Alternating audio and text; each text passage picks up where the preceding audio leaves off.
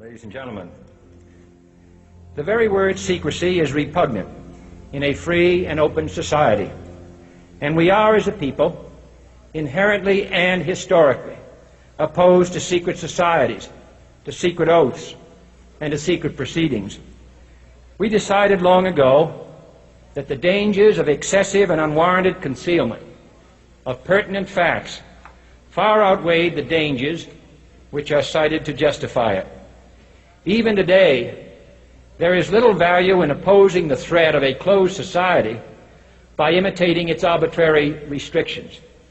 Even today, there is little value in ensuring the survival of our nation if our traditions do not survive with it. And there is very grave danger that an announced need for increased security will be seized upon by those anxious to expand its meaning to the very limits of official censorship and concealment. That I do not intend to permit to the extent that it's in my control. And no official of my administration, whether his rank is high or low, civilian or military, should interpret my words here tonight as an excuse to censor the news, to stifle dissent, to cover up our mistakes, or to withhold from the press and the public the facts they deserve to know. For we are opposed around the world by a monolithic and ruthless conspiracy that relies primarily on covert means for expanding its sphere of influence, on infiltration instead of invasion, on subversion instead of elections, on intimidation instead of free choice, on guerrillas by night instead of armies by day. It is a system which has conscripted vast human and material resources into the building of a tightly knit, highly efficient machine that combines military, diplomatic, intelligence, economic, scientific, and political operations. Its preparations are concealed, not published. Its mistakes are buried, not headlined. Its dissenters are silenced, not praised. Its dissenters are silenced, not praised.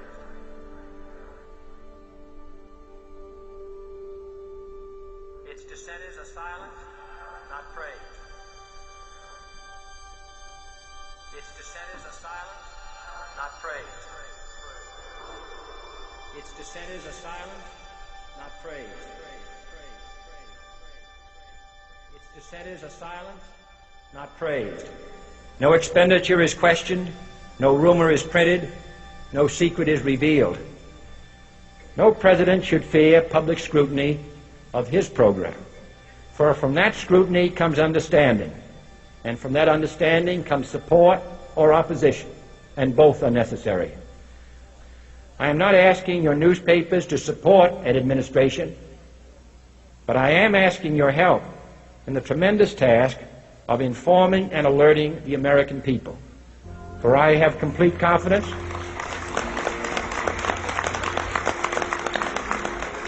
in the response and dedication of our citizens whenever they are fully informed. I not only could not stifle controversy among your readers, I welcome it. This administration intends to be candid about its errors, for as a wise man once said, an error doesn't become a mistake until you refuse to correct it. We intend to accept full responsibility for our errors, and we expect you to point them out when we miss them.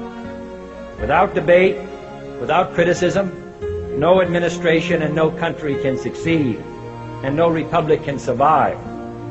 That is why the Athenian lawmaker Solon decreed it a crime for any citizen to shrink from controversy.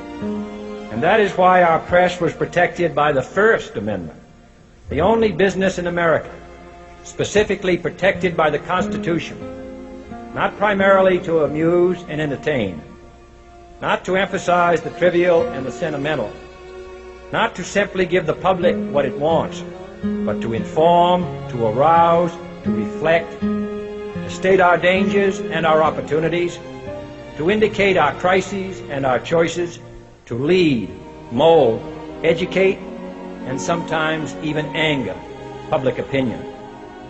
This means greater coverage and analysis, of international news, for it is no longer far away and foreign, but close at hand and local.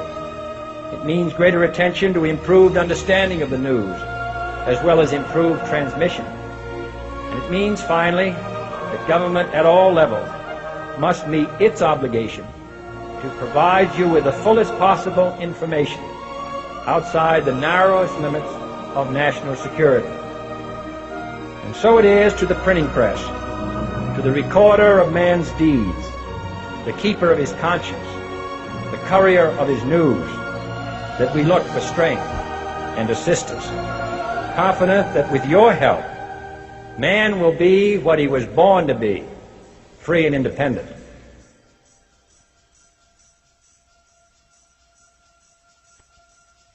You were both in Skull and Bones, the secret society.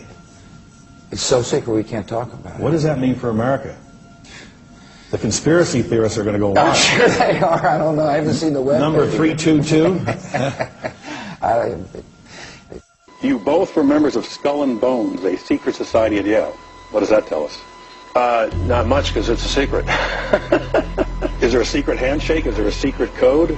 I wish there were something secret I could manifest. 322, a secret number? There are all kinds of secrets, Tim, but one thing is not a secret. I disagree with this president's direction that he's taking the country. We can do a better job, and I intend to do it. And we'll be watching. Be safe on the campaign trail. John Kerry, thanks for joining us. And we'll be right back.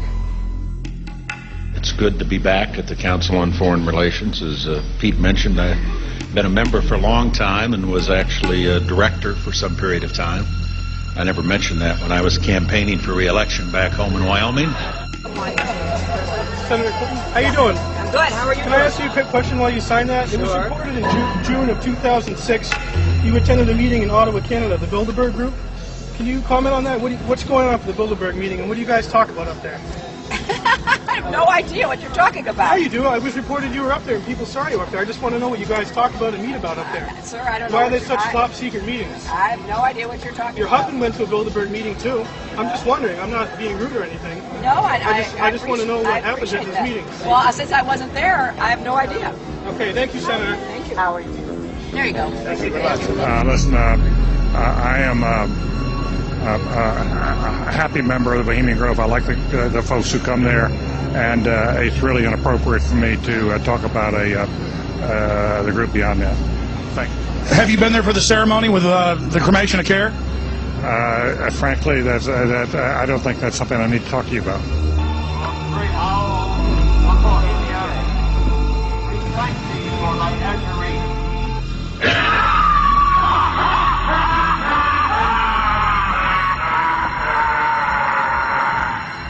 Have you been there for the ceremony with the cremation of care? Frankly, I don't think that's something I need to talk to you about. Really? That's right. Well, I'm Alex Jones, and I snuck in there in 2000. I'm the guy that blew it wide open and got the video. It's been on national TV. Well, I disrespect you for that. You do? I do. But it's a lot of big public officials going in there. Don't we deserve to know? I don't know anything about you, and I don't know anything about your film. But if you go in there with an understanding, you violated that understanding by releasing that film, and I don't respect you for that. Really? But we have public officials. I'm sorry. You took an understanding when you went in there that you would not do that film. And did you have an understanding when you went in there? No. Did you crash it? Yes. Yeah, and it has no trespassing signs there too, doesn't it? No, they put those after. Oh, I'm sorry. I'm sorry, sir. I've been there before. I know what the circumstances are, and I'm sorry you violated the understanding. That was not a gentlemanly thing to do. But what about the ritual? Is the ritual genuinely?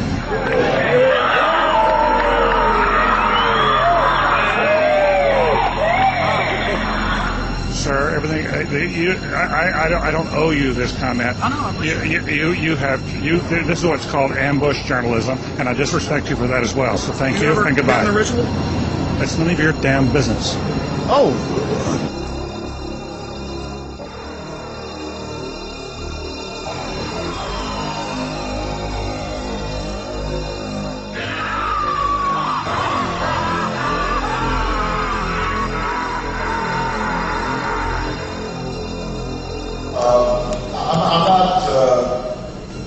The Council on Foreign Relations, I don't know if I'm an official member. I've spoken there